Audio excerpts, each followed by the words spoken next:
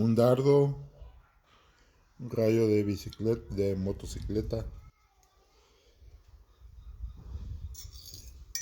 Now I'm gonna cut it this point a little bit right here.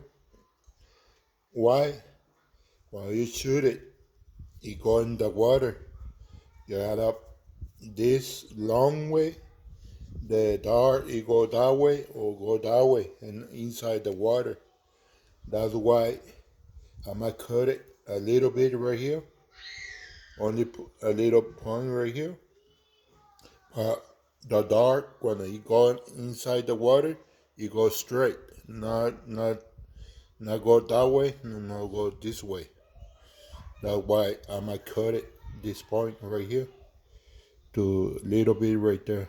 It's more better. While I shoot it a fish, the point, the dart, it cross all of it the fish. It's, it passes away to the in the body of the fish. That one's got it. And that one's is these ones, this point. I'm gonna put in the bicycle, I don't know, stick the bicycle, the wheel, I don't know what I call the name in English. And the crazy glue. Put it right there, crazy glue, but this point not go that way. No drop it, no nothing.